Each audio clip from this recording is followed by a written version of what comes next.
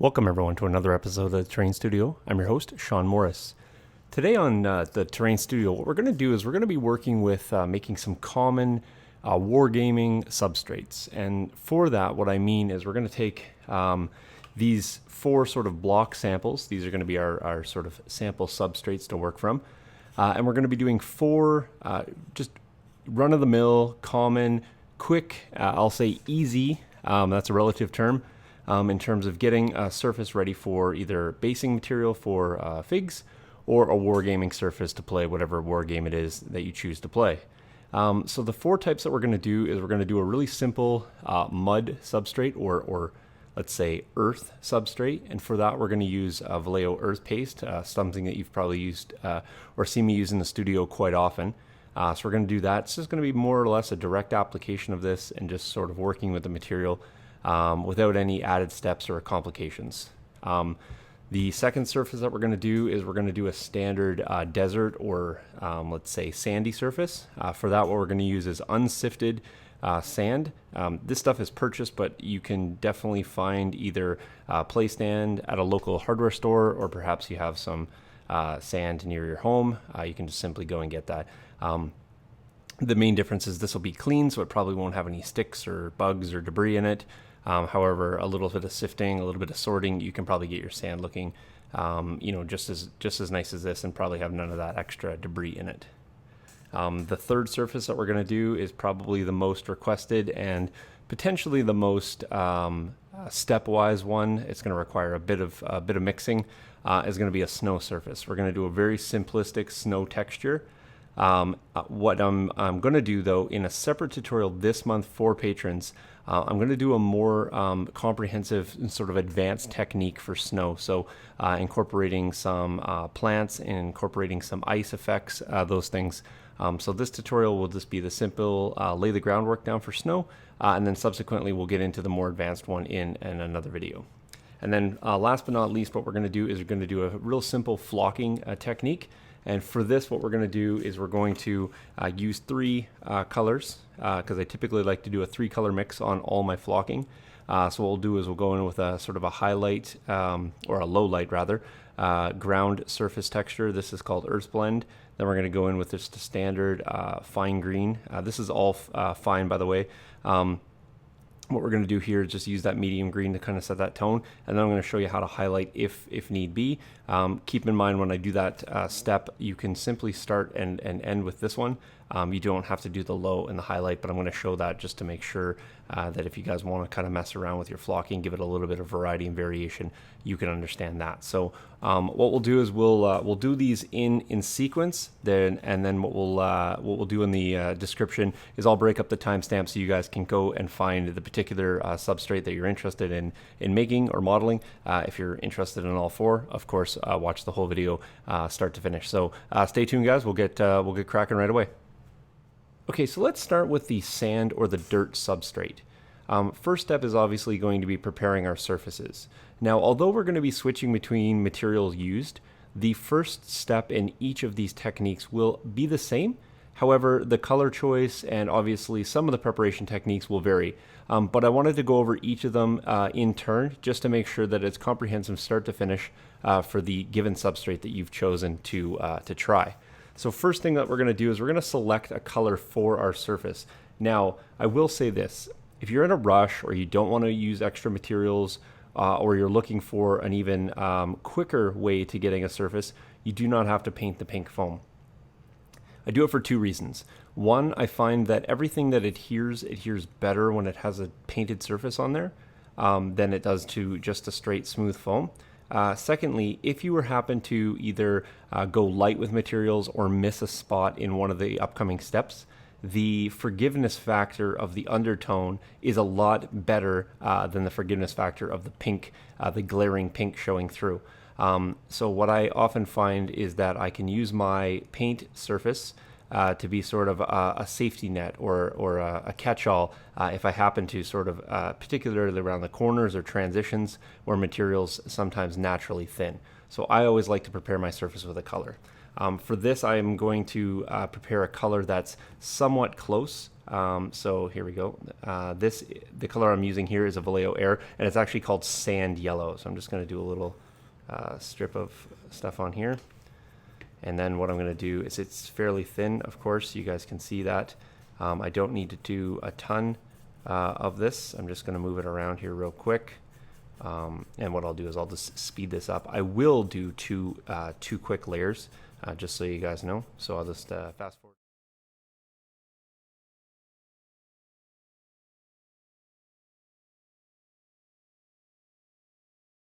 Got a basic coverage here now on the substrate. Obviously, I wasn't too concerned with brush strokes or anything like that. I wanted to get adequate coverage. What I'll do is I'll set this aside to dry. Now, obviously, if you're working on a much bigger surface, by the time you finish covering your 6x4, your 6x3, whatever surface you're working on, the likelihood of this starting to dry out will be pretty good. You can go back and do a second coat there. We'll see what this looks like after the first layer. We possibly will give it a second coat. If I give it a second coat, I won't show you guys that on camera. I'll just come back and let you know that I've done a second coat. Likely I will, just to make sure that I get a nice even coverage. So that's all there is to step one. Prepare your surface, select your color, apply the base layer, let it dry, and then we'll come back. Okay guys, so we're back with the second step here on the sand or the dirt application.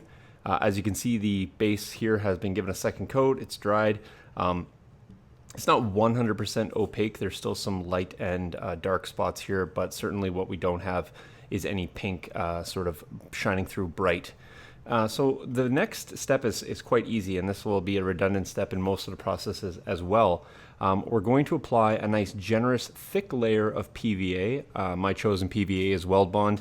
You could certainly use something else. What I would recommend doing though is making sure that you keep your glue fairly thick, very viscous here. A lot of people have a tendency to water down their PVA just to get some fluidity.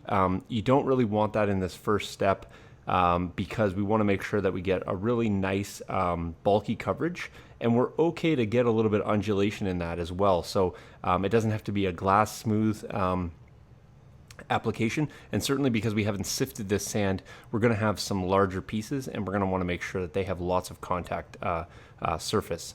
So what I'm going to do, and I'm not going to have it straight PVA, so this is the Weld Bond. I just sort of decanted some in here. It's got a little bit of a film over the top of it because it's been sitting a bit, but I'll just get to the nice exposed glue here. So as you can see, it's pretty thick and it flows pretty nicely. What I am going to do is I just have a cup of water here. I'm just going to keep my brush wet, and that's the only amount of water that I'm going to use when applying this.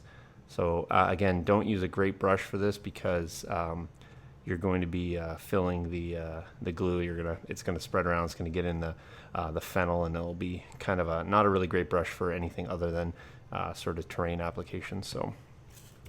So here we go.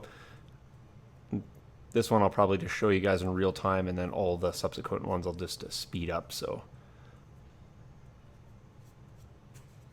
and again, I'm just brushing it right out to the outside edges, right to the corners. I'm okay if I get a little bit over the edge. I have a little bit of paper towel on the side here, and I'll just run that along just to kind of clean that up a little bit. So it's okay to get some brush strokes. I kind of want to do a little bit of feathering, so here I'm just using it a little bit lighter just to sort of knock down some of the high points and fill some of the recesses there. So there we go. Just set that down, take a piece of paper towel. I'm just going to run this paper towel right along the edge. This is just going to help me keep the sort of piece of foam a little bit cleaner.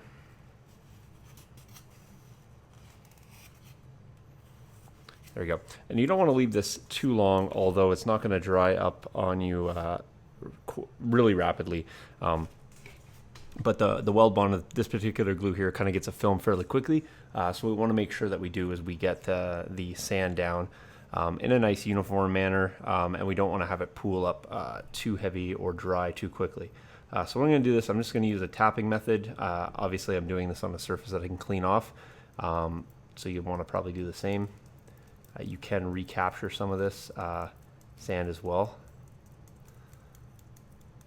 So because the sand is not sifted, what happens is you get some natural sort of gradient when you do the tapping. So as you can see, what I'm doing here is I'm just going into a few random locations just to get some of that heavier stuff that's going to fall first. And then that's going to help me create a little bit of variation when the rest of the light stuff starts coming out. So now I'm going to use more of a shaking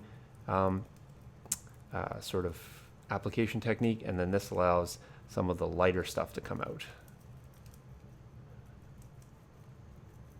And let's make sure we get nice coverage into all the corners. I don't want to go too thick. There we go. We are going to be doing some additional layers afterwards, but what we'll do right now with this is we'll set that aside. We'll let that dry about, probably only needs about an hour, to be honest, because we're going to come back with a thinner layer of glue, and we're going to reapply and sort of lock in some of this stuff. So this first step will take about an hour, set that aside, and then we'll come back. Okay, so now that our sand has had several hours to dry, we're going to come back in and we're going to do two things. We're going to solidify the layer to ensure that this material that we have put down stays affixed, especially during gameplay, dice rolling, models moving over the top of it. That's one thing we want to make sure. Another thing that we're going to do is we're going to add a little bit of depth and build up a few of these areas that we went in and did a little bit of the rougher debris with in the initial pour. So again, this step is super easy, as is everything thus far. What we're going to want to do right now is we want to saturate the entire surface, and for that, we're just going to use some straight scenic cement. So scenic cement, if you're not familiar, is an adhesive. It's very, very thin. It has a wetting agent in it, and the wetting agent just helps to penetrate and break surface tension of the materials that you're putting this onto. A lot of people will often add dish soap or things like that to PVA to kind of help penetrate. With this stuff here, I find it's ready to use out of the bottle, so it's really, really easy. To apply this, again, taking a brush, I'm going to dip it really deep. So all the brushes that you'll notice that I'm using are just going to be good terrain brushes. I'm not using any fine, sable hair brushes or anything that I'm going to spend any amount of money on. In fact, most of the terrain brushes I buy them in really big bulk packs, just for that exact reason. So I'm just going to go ahead and apply this over the entire surface. You can use a dropper bottle if you don't want to actually touch the surface. Here I'm not as concerned. Like I said, this stuff's had a few hours to dry, so it's not really going to be moving around that much. There may be a few loose pieces here and there, but for the most part, we're going to take care of that and lock all that stuff in. And we're going to go apply another layer over the top as well. And that's just going to allow us to, one, build a little bit of depth. In terms of locking it in, though, what we're going to do is we're going to allow a wicking process to occur. So that's why I'm being a little bit heavier on the saturation right here. And because we've sealed this off with the paint, we're not going to get a lot of penetration into the actual foam. So most of this liquid's just going to sit here on the surface, and then you're going to see I'm going to go back and I'm actually going to start saturating some areas a little bit more, and you can see the white of the surface here. This is as the glue starts to pool. Keeping this very flat though, because I don't want it to run over the edges. So there we go. So we have that sort of saturated. Now we're going to take our sand. We're going to go back in, and then we're just going to tap that over some of the areas that we want to build up a little bit more depth. And again, same sort of process. The tapping gets out the heavier stuff. So I'm just going to go back and build up a couple of those spots. There we go. And then I'm just going to do a little bit of the shaking out over the top. And again, so this is effectively building us two nice layers of sand. First layer did a really nice base layer, got us a nice surface to work from. Now we can kind of build it up, add a little bit of depth. And you can see as this goes down, even the lightest sand goes down, it almost immediately turns into this dark color as it starts getting absorbed by the glue, or the glue rather is absorbed into the sand. So again, I'm now going to set this aside. If I didn't want to do any painting, any dry brushing, any airbrushing, or anything like that, Once this is dry, I'll show you the final product of this, and we'll be finished with our sand texture. So that's the final step there. We'll set that aside and we'll see it in the final stage. Here we are now with the snow substrate. And what we're going to do, much like in the other steps if you watch them, is we're going to prepare our surface with a base color. Same principles apply. I'll just repeat them just in case you didn't watch. I like to have the surface layer covered. I find adherence for the materials is a lot nicer when it has a painted surface to be adhered to, as well as there's a little bit of a forgiveness factor in terms of coverage. If I miss a spot or if I have any spots that are particularly light and showing through, the painted color is more forgiving than the pink. It looks a little bit more natural with the color selection. Obviously, pink doesn't occur in nature that often, certainly not on the ground surfaces. So we'll use a color to sort of complement and sort of accent any of the spots that we miss. However, I said we were doing snow, and if you've looked here, you're going to notice that the color I've chosen is anything but white.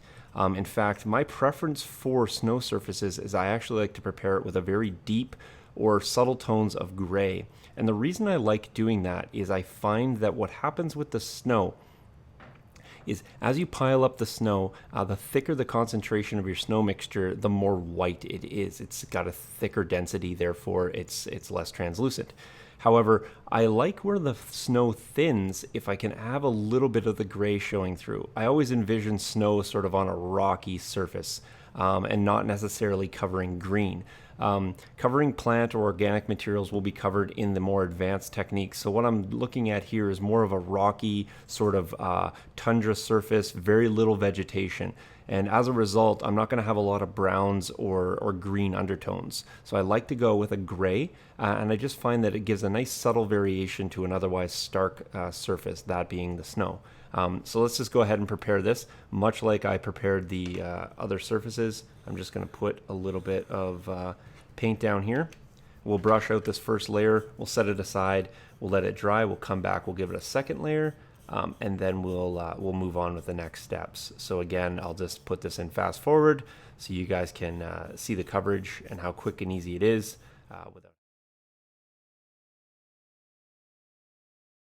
Okay, so now we're back with the second step of the snow application. You can see here now that the gray substrate or the pink substrate is now dried with the gray paint applied. Again, it's fairly opaque. There's a few light and dark spots here as well, but again, no glaring pink coming through. This one here I mentioned before is going to be probably the most complex in terms of the number of steps. However, the actual application process is quite simple. What we're going to do for this is we need a couple materials. First and foremost, what we're going to need is we're going to have some Woodland Scenics soft flake snow, and I'll go ahead and put an item description down in the banner below. But what we've done here is we've decanted some here. It's not a known quantity. I just sort of eyeballed this, but I'll give you the ratios here in a second. So we have some soft flake snow here. Then in another container, what we have is some weld bond. This is just a PVA. And what I have roughly here is 2/3 snow to about 1/3 of the weld bond. So we'll go ahead and mix those together. In addition, what we have is decanted a little bit of scenic cement. So the PVA is a little bit thick, and obviously the granular soft flake snow is a solid. What we're going to do though is we're going to add a little bit of the scenic cement. It is an adhesive, however, it's going to add a little bit of basically fluid content to allow our mixture to have a little bit more of a flow so that we can actually soften it out and spread it out on the substrate. It's not water, and I recommend not cutting this with water because what happens is the water is going to evaporate and you're going to end up with a lot of really, really thin spots. The scenic cement is very fluid. However, it is an adhesive and it will penetrate into the soft flake snow to make sure all the granules sort of stack up. In addition, it actually creates a little bit of shine in your snow, and it makes it look a little bit more realistic, almost like a soft fallen snow that's had a little bit of warming, and then you kind of have that shimmering, that glimmer that snow often has in nature. So what we're going to do now, in addition to that, is we're going to add a little bit of off-white paint as well. I don't use white because I find it's a little bit too bright. But what we'll do is we'll add a little bit of off-white. This will allow the the granules not to have any discoloration. Oftentimes people will use like baking soda or similar items like that. They have a tendency to yellow more naturally, but if you add a little bit of white paint to those as well, that helps. I just find that adding a little bit here just helps us out just a little bit. So I'm just putting about 5 or 6 drops in there. Not significant amount. The PVA is the hardest one to remove from the container, so I'll often just add everything to that as opposed to trying to scrape out everything else. So I'm going to go ahead and just dump in the soft like snow.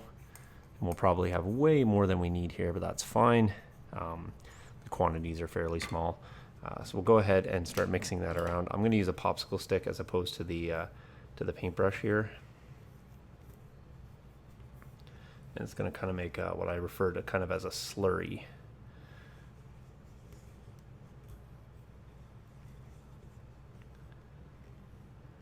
You really want to mix that around. It's like a really thick kind of toothpaste at this point. And you can see kind of how viscous it is. It's not really flowing off the popsicle stick at all.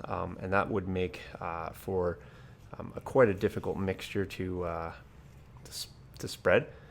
So this is at the point here where we start adding in some, just add a little bit until you kind of get a nice flowy substance.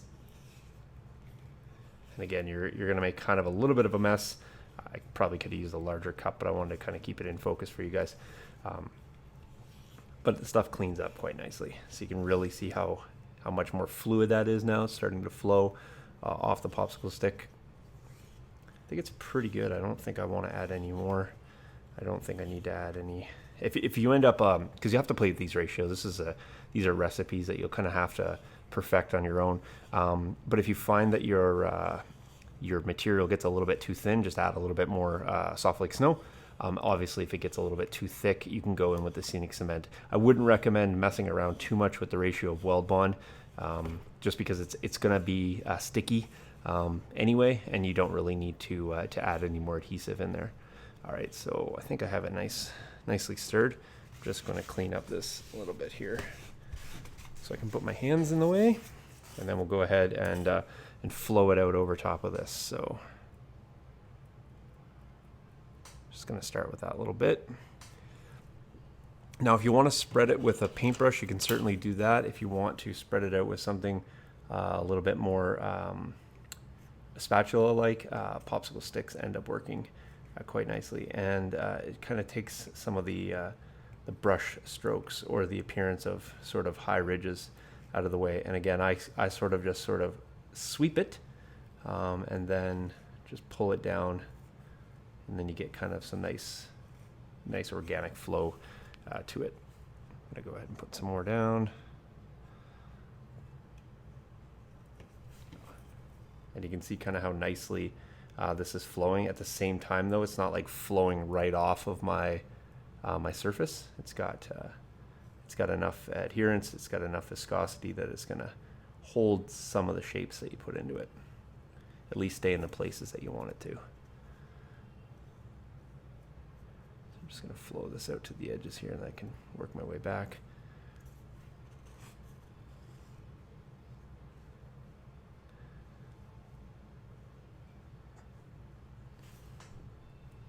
Off camera a little bit there, but pull it back. There we go.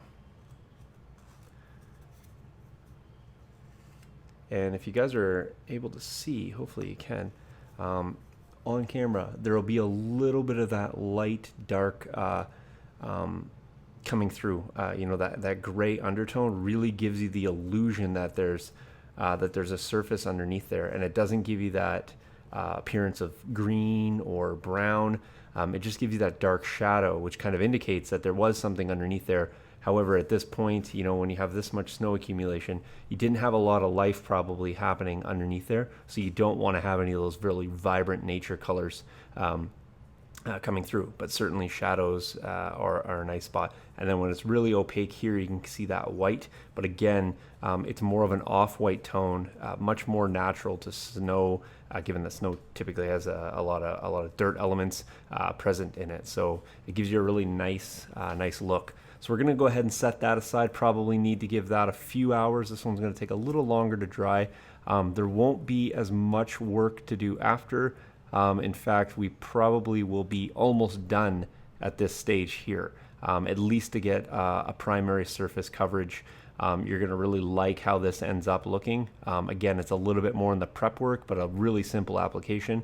The other ones are a little less prep work, simplistic application, but sometimes require a couple steps. So let's go ahead and set this aside and come back in the next step. So here we are with substrate 3. If you've been watching all along, you're going to notice there's definitely some redundancy here. Nonetheless, if you're just tuning into this timestamp in the video, you're going to be wondering what we're doing. So what we're going to do now is we're just going to prepare this surface. Painted surfaces, substrates tend to stick a lot nicer. They give a little bit more forgiveness with your coverage. And with the acrylic paste that we're going to use for the mud or dirt surface, there's no exception. In particular with that, what you'll sometimes happen is when you're spreading the material out, although it looks very opaque when you first put it down, there is a natural tendency for some of the water content to dry out, and as a result, you're left with some lighter patches. So I like to use something to cover over my surface, something a little bit darker than the tone I'm going to put down. Again, it just kind of creates those dark, shadowy recesses without having to either ink or dry brush. So for this, what I'm using is a Vallejo Air, and I've chosen to use a dark earth. So this is a Vallejo product, and this actually referred to as brown earth. So I'm using a tone that's a little bit deeper than the brown earth. If you wanted to kind of have a straight color match, you could certainly choose the complementary color. However, like I said, for this one, I really like this tone. If you've seen me use any Woodland Scenics products, this color here is very similar in color to their earth blend, and so you can certainly find that in other ranges, other product ranges. I should also say that you can use this, and I'm just going to chat during this one because I've sped up the other ones. I should say that you can certainly use just straight cheap dollar store or craft store acrylics to prep. Just the reason I like to use the air colors is because I have a lot more control over the color range. So to do an entire surface is probably going to take you a bottle or two. So certainly it's not as economical as a cheap dollar store paint. But if you are concerned at all about color matching later or preparing your surface with a particular color, I do advise to spend a little bit on the paint. And you can certainly just get the model range if you're looking for something a little bit more opaque. I like the consistency and the spreadable factor of the air. Obviously, it needs 2 layers. The model probably is going to be done in 1, but it comes down to user preference, user choice. For me, I just kind of stick with what I like and know. So much like the other steps, folks, we're going to set this aside, let this dry. I'll do a second coat, come back, and you guys will see it prepared with 2 coats. So we're back with the second step here of our mud surface. So what we need to do now, now that we've prepared our substrate here, it's got that real dark earthy tones, we're going to go ahead and apply our earth texture. And if you remember before, I was talking about the Vallejo earth texture. This stuff is really nice. You can do a couple things with it.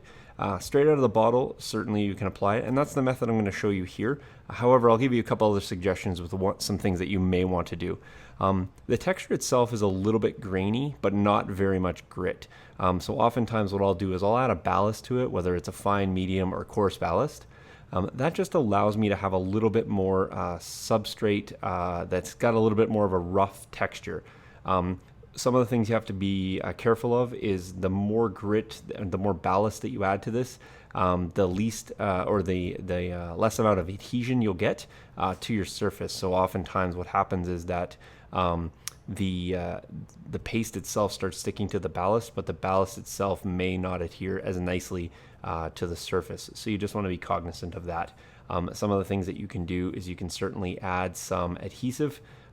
Scenic cement comes to mind into the mixture. That will allow you to have a little bit more adhesion. For the purposes of this video, though, I'm going to show you all the really simple applications. So we're going to go straight from the bottle, straight to the surface. For this, you can use fancy spatulas or sculpting tools. However, I'm going to show you a really simple sculpting tool. We're going to keep everything really simple. Just going to peel back this cover here, and you can see that it's kind of got like I'd say a smooth peanut butter type texture. So for this, I'm going to use a popsicle stick because I really like working with these. They're easy to use. They're disposable, of course. You can chuck them out, and they don't require any special stores to buy them. You can literally go buy yourself a popsicle, enjoy that, and then keep the stick for later. So as you can see, it's very viscous. It's going to not really free flow at all. And because of this, you're going to want to make sure that you get some... basically, you're going to have to make sure that when you're spreading it out with your popsicle stick, you're removing the bulk of the materials first and then working back with the materials. So as you can see here, I scrape off almost all of it. If, for example, let me keep this on, if I started to smooth it out like this, it will work. But what happens is there's no real sense of how deep it is. So you end up spreading it out and then you kind of have to backfill. So I don't recommend doing that. What I typically do is I will pile it up, I will remove a little bit, and then I'll work my depth kind of across my my surface here. So just kind of take a little bit there and then just sort of work my surfaces left to right or right to left, however you see this on your screen. Another thing too is you can backflow a little bit just to kind of make sure you get proper depth. If you want to go really, really thick, you certainly can. It'll take a little bit more time to dry, but that's about it. It will actually just dry as thick as you want to put it. The nice thing about this stuff as well is it always remains flexible, and by that I mean it will harden.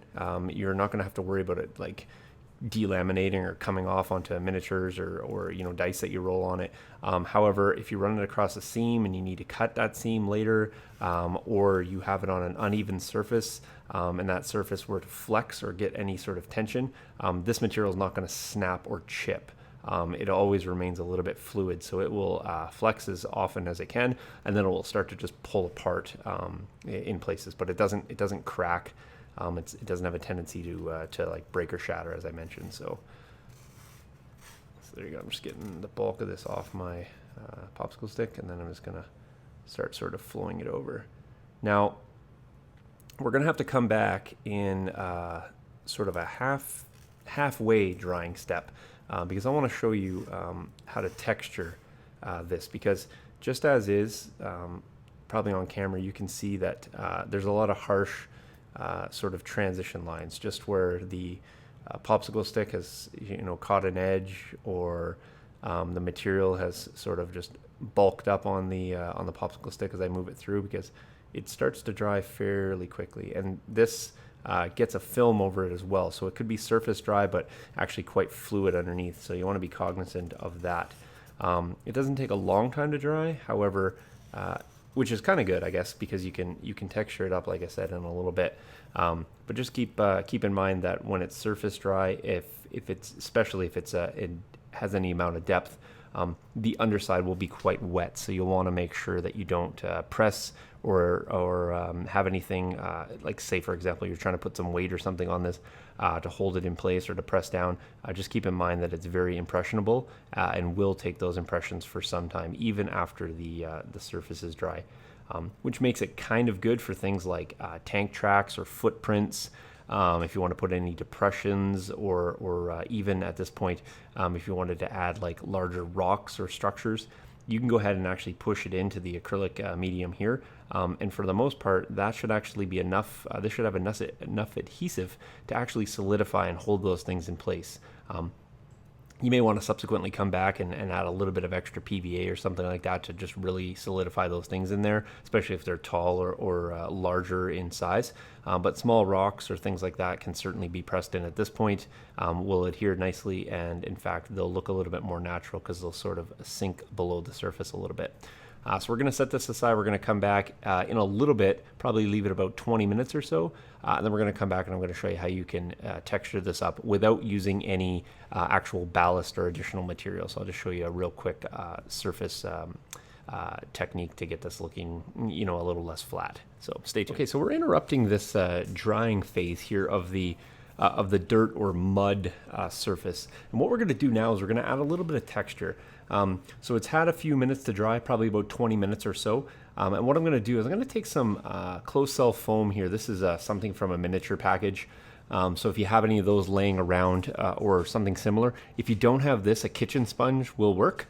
And what we want to do is we want to use something that's not necessarily a brush, because we want to avoid brush strokes, but we want to put in sort of a texturized surface, and this will allow us to either dry brush or highlight later. And if we don't do any of those, it's still going to break up sort of the flat surface. So there's a couple ways you can do this. You can just sort of lay on your foam, just sort of pat it, and then lift it off, and you can see instantly the texture difference. So I'll bring that a little closer to the camera. You can see we got some high points here, some low points. We got a different surface, but you'll see I kind of put a hard line in when I did that. So typically you'll want to try to avoid putting really stiff lines. I wanted that for transition's sake. Another thing you can do too is you can actually ball up the sponge, and then you can just sort of use that in different areas. So I'm just gonna kind of just stamp that around. Oops. The surface. I'm just going to break up that line that I had previously put in there. And then, so you're just sort of manipulating, changing, and I use a real round edge as well, and that sort of helps to avoid any of those hard transition lines. You do want to be careful that you don't press too deeply, because you will pick up, effectively what you're doing is you're picking up some of the material, and you're dragging it up, you're pulling it up to get that sort of spiky look. And then what happens is we're going to leave this, even though it may look a little bit harsh, some of the transitions. We'll come in about another 20 minutes or so with the same sponge, and we'll hit this to just sort of flatten or even out some of those.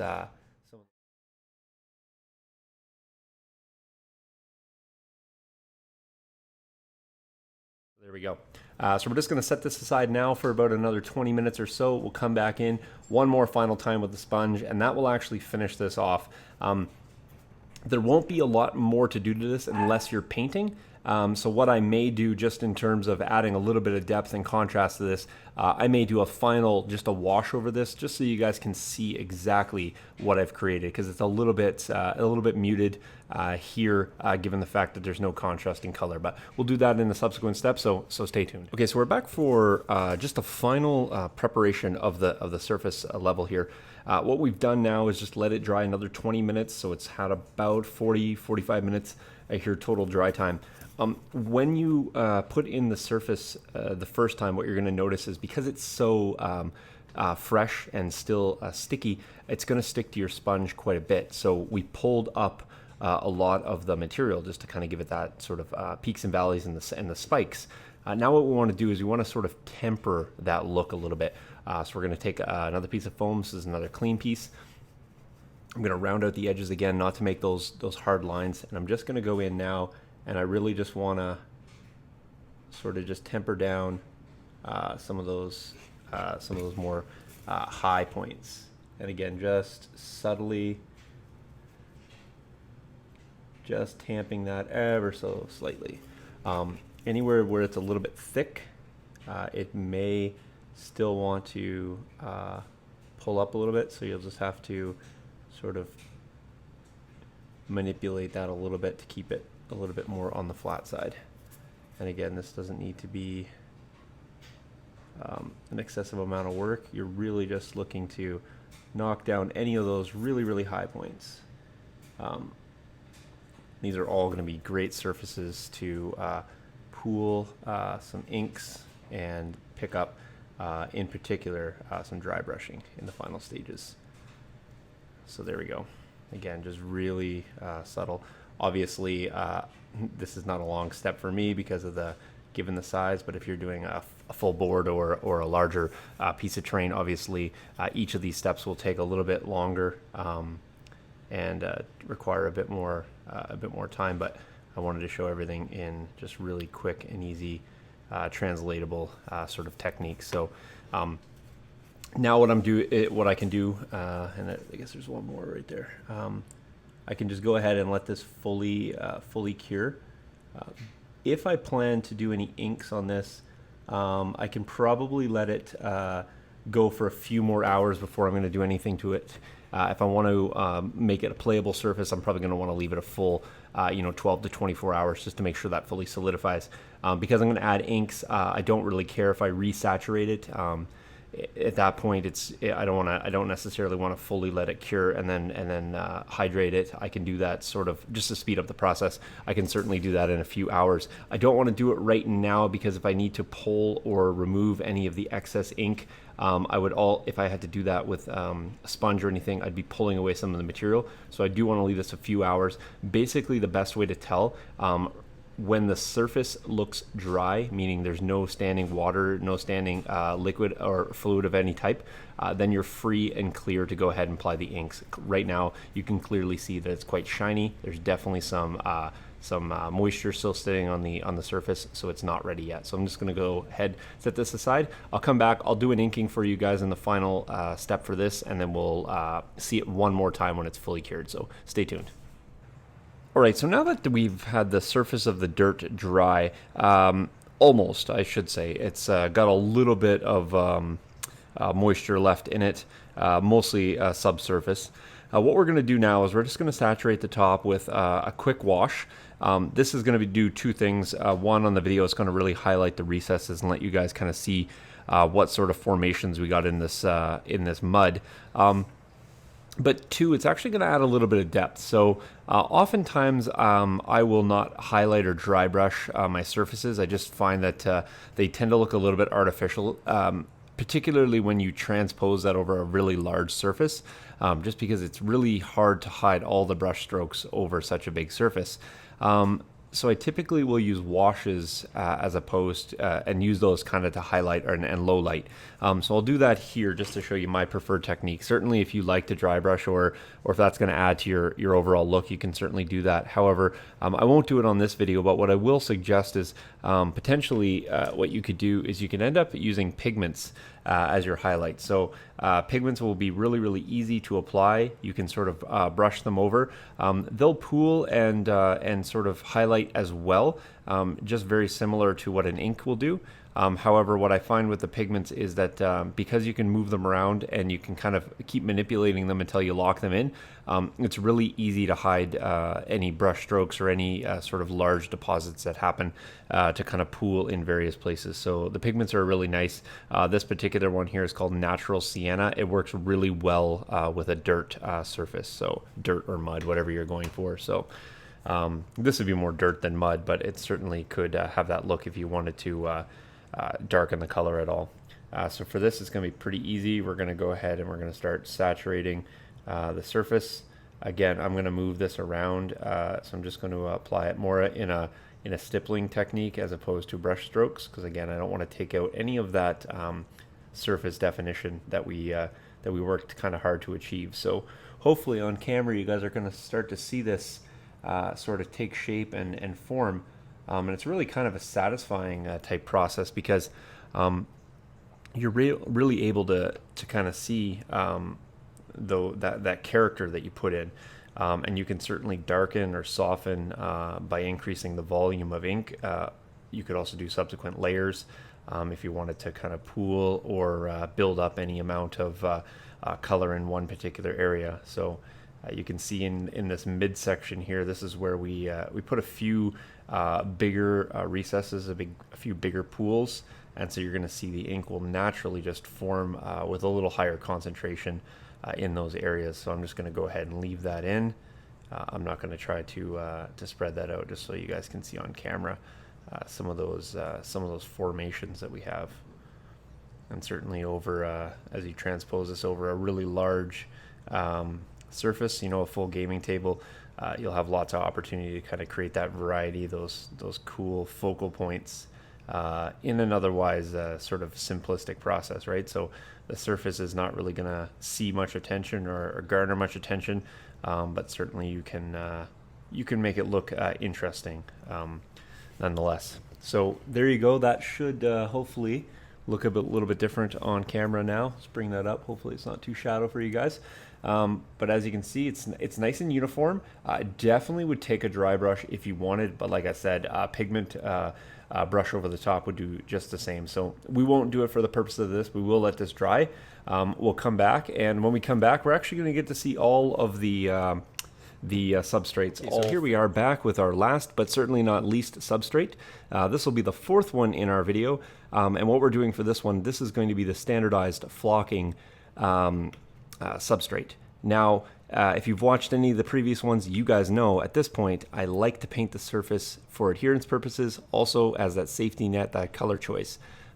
If you've watched the other segments, you've also known that sometimes the colors that I select may not be the most, I guess, intuitive, the most common choice. And for the green surface, you may want to or think that I'm going to use a green surface paint. However, that is not the case either. I will say a couple things though. Green is obviously a great choice. Certainly if your materials get a little bit thin, the green is going to complement the color you put on. But I'm going to tell you why I don't use green here in a second. I will also say that the readily available large quantity cheap acrylic green paints are going to be far more common than finding the color choice that I'm going to use. However, why I use the color I do, and the color, by the way, is Vallejo Model Air Dirt. I love this color. I use it for lots of things. But if you think about it, it's colored to look like dirt. I'm using it to be painted as a dirt surface. And if you remember back to the intro, what I told you is I'm going to use an undertone of this earth blend. This earth blend is not really green at all. It's more olive and browns, and it's got a bit of red in it. The reason I like to use it is because it complements nice with the dirt color. It doesn't contrast as well with the green. So when you're talking about making a contrasting or forgiving substrate surface, you want to go with something that's going to complement the actual color that's going to be near the surface. And in this case, the dirt is far more complementary than the green, hence the choice.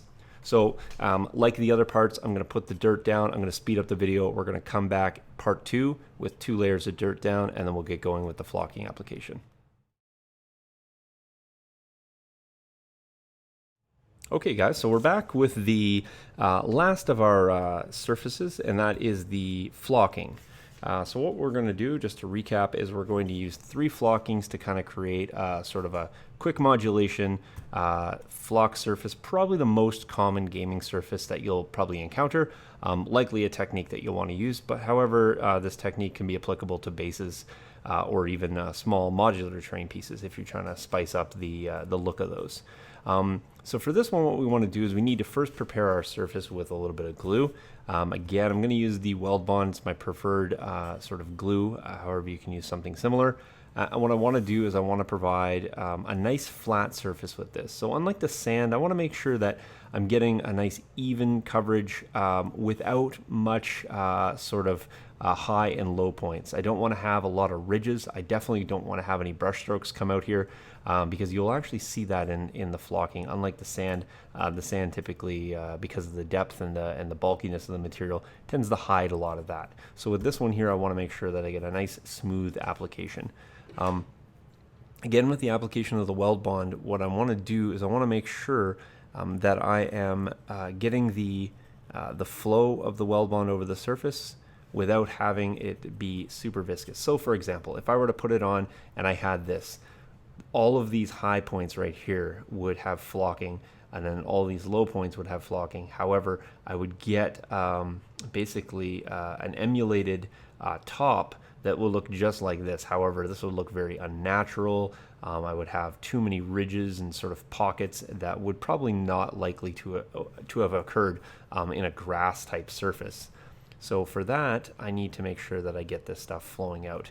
I just take a little bit of water, I sort of wet my brush, and then that usually provides me with enough fluidity to sort of brush out that Weld Bond. Again, I'm not trying to wet it too much. I don't want the Weld Bond to be diluted significantly.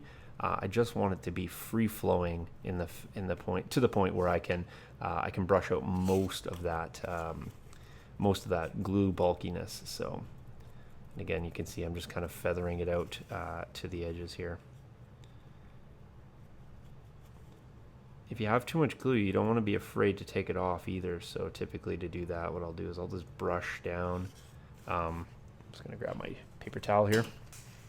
What I'll do is I'll just brush down the bulk of the glue to the end, and I can just use my paper towel, sort of clean it along the edge there. Then I can sort of move that glue, feather that out a bit more. And to feather, I'm just sort of taking a really light grip on the brush and just walking it right to the end. And you can see significantly. You can see a significantly flatter, more even surface than that first application that I showed you. So once I have that down and it looks fairly decent on the coverage, now I want to go ahead and start laying in my my colors. And now I can do this all together, and then we can do a surface layer after to sort of fix any mistakes that we have. So what I want to do now is I want to take my earth blend, and my earth blend I'm going to just, you can pinch it, you can use a shaker. What I typically do is just use my fingers. I just find the direct application to be a little bit more controlled. I just like it. It ends up, it's more controlled in the sense that it's also more organic. So you can see here what I'm doing is I'm just doing a little bit of undertoning, and I start with just a little bit, and then I let that. Then what I do is I go back in and then I start bulking out just a few of the areas that I had placed some, but I want to make sure those transitions are also quite evident. So if I was pointing this out here, there's a little bit of bulk here, a little bit of bulk there, a bit there, a bit less, and then a bit less here, but you can see that feathering transition. And that's really all I want to do for that. Now what I want to do is go in with my green, my medium green. At this point here too, if you're doing a large surface, what you may want to do is you may want to clean up your excess to sort of recoup that, put that back in the container. For the purposes of this, I'm just going to sprinkle all over, and I'll just get rid of this stuff after. But again, this is a very small application, so I'm not concerned with preservation of the materials here. So now what I want to do is I want to come in and I want to heavily pick out the rest of the areas. So I'm going to go in, and now you could say, well, why don't you just cover the whole thing if you're just going to cover the whole thing? I don't find that technique ever really works. It makes it look really splotchy, and again, you just get a lot of excess buildup of material where you probably didn't need it anyway. Okay, so I'm almost done covering. What I want to do is I go back with a little bit of the first tone, and then I sort of pop it in to a few of the empty spaces. Now I do this to create a little bit of depth. I don't want my shadow to be only on the bottom level, because then what ends up happening is it just looks like a patchwork system, and I'm trying to avoid that. So I'm building a little bit of the shadow in the sort of medium tone. I still have some white showing through, so now it's my job to go in and I want to fully cover out all of that white. And so what will end up happening is it'll look just basically green on the whole top. However, I assure you that's not what the final look will come out like. Just going to go in. Now you're probably also thinking that you said it was 3 tones and you only used 2. We will come back in the subsequent step and use that last color. There we go. And so we'll go ahead and set this aside. Likewise, probably only need about an hour. We'll come back in and we'll do the final step of this, and then this will be prepared as well. So quick and easy. Catch you guys in the next step. So we're ready to revisit the flocking surface. Here the flock surface has had a few hours to dry. So now it's dry to the touch. Nothing's coming off the surface here. I've poured off the excess just before video here just to kind of keep this surface clean, but more or less you can see how the application process turned out. We got a few of those dark patches showing through here, and then overall we have that nice even medium green. What we want to do now though is we want to build some depth. So one of the things that you're really looking to achieve with most surfaces, at least in my opinion, is you want to give the illusion of depth to give the real organic look to it. So although this is nice, it's a real patchwork look, it's very flat, and it really truly looks like there's been an application process where you know, some dark was put down here and then some medium over the top. So to me, there's not enough transitions, there's not enough blends, and there's certainly not a lot of depth to this. So what we're going to do now, just to kind of finish it off, and this will be effectively the final stage, is we're going to re-adhere some flocking to this. By doing that, we're going to penetrate the surface area here with some adhesive, and we're going to allow a wicking effect to occur, as well as we're going to put in that that highlight layer here. So just to start off, what we want to do is we want to make sure that we get our surface nice and sticky. And so for this, we're going to use some scenic cement. We're going to place this on here. Now, scenic cement, if you didn't watch the other segment, I'll just explain a little bit about it. It is a very fluid adhesive, and the key to it is that it has a wetting agent. And the wetting agent, what it does is it really penetrates the surface layer. It has basically, the wetting agent, what it does is it allows you to break the tension of surface level materials. And because we've sort of already adhered this, what we have is we have a very tight, not very porous surface anymore. We've added a lot of glue, and the weld bond itself actually creates a little bit of a shield. This works actually to our advantage because, one, when we put this glue down, it actually floats on top of that surface and it doesn't try to penetrate into the foam or anything like that. Secondly, though, it allows us to make sure that we get this layer of adhesive that kind of stays where we want it right now. It's just going to get through the grass, and I'm just sort of tamping it in just to make sure that it does. But it's also just going to float, and the layer is not that thick. The depth is not too deep right now, and so we have the ability to add another layer over the top without having to then go back and re-adhere that. The glue itself, if I put a little bit more, you guys are going to see on camera how the white really starts to show through. You can really see that pooling. So we're going to take advantage of that. I can also still see where the dark patches are, so I want to make sure that in this next layer, when I go to put this this flocking in, I want to make sure that I try to stick it in as closely as I can to where I already had the dark patches, but I'm not going to make the patches near as big because those are my underlayer, those are my undertones. I do want to have a little bit of this showing through because I don't want to cover up all of that. So I'm just going to go in and just start sprinkling out a little bit of the shade. And it's going to be a little bit hard to see because as soon as I put it down, it's going to start being absorbed. It's going to start being absorbed by the glue. But nonetheless, you guys will believe me that it's there. Okay, there we go. Now what we want to do is we want to go back and we want to primarily saturate the entirety of this layer with the green again. So the medium green is going to go over much of this.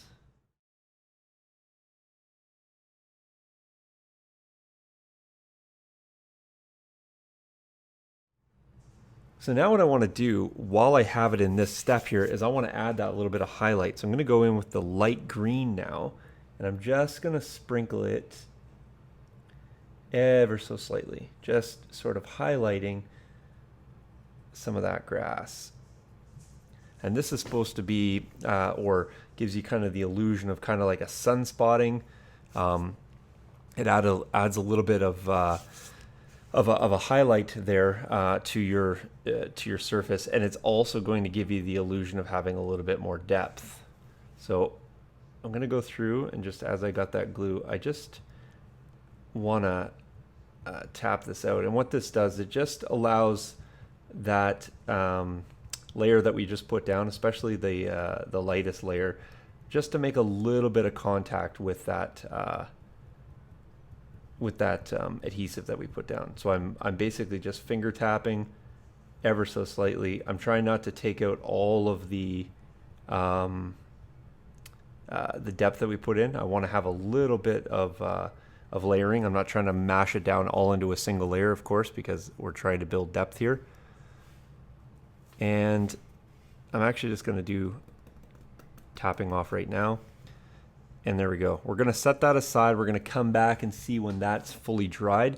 And that actually will be the final process here. We should get some nice dark patches. Definitely the medium green is going to be in 2 different tones. And then we're going to see how that sunspotting highlight comes out and how it looks in the final product. So we'll set this aside and we'll come back and visit. Okay, so here we're back in the final stages, now seeing all of our finished samples. We worked on each of these in turn, applying a lot of the same techniques. Most of them started with a layer of some sort of color, whether it was sand yellow or a dark sea gray, an earth tone, whatever you wanted to basically get your base layer. So we did that. They all used a mixture of PVA with the exception of the snow. We did a special snow slurry for that, so just go back and check the recipe if you're curious about that, if you didn't watch the segment. And then afterwards, we built up a couple layers. So the sand, of course, had 2 layers applied of the sand in between drying. We did a single layer for the snow. We did a single application for the mud or dirt. We did an inking of this as well. And then for the grass, we did 2 layers. First was 2 tones, and then the second layer was with all 3 tones. So let me just talk about a little bit of the highlights of each of these. So with the sand, we have a really nice textured surface. There's a multitude of grades in here, running from fine up to what I would classify as a coarse sand. Certainly you could ink or do a little bit of dry brushing if you wanted to change the tone. Airbrushing would also work. However, you'd probably want to use a multitude of tones if you wanted to get some variation. With the snow itself, and hopefully this is showing up on camera, I really wanted to accent and point out the fact that our dark patches are showing through really nicely in here. There's a little, these specks of black are actually a little bit of the air pockets that came through. Typically what you'll do with the snow is after you get your first application, you're going to come in and apply a second layer, and you're going to build up some banks just to kind of create some depressions and some buildups, whether they're snow drifts or similar features.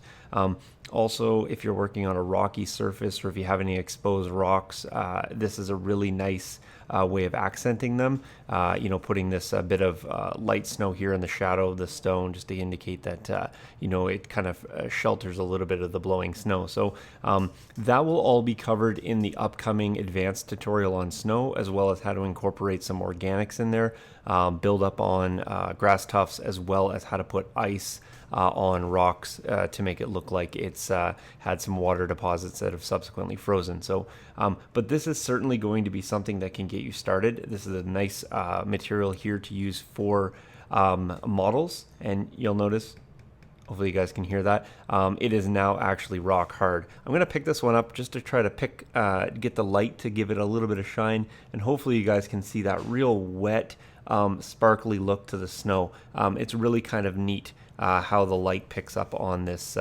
surface.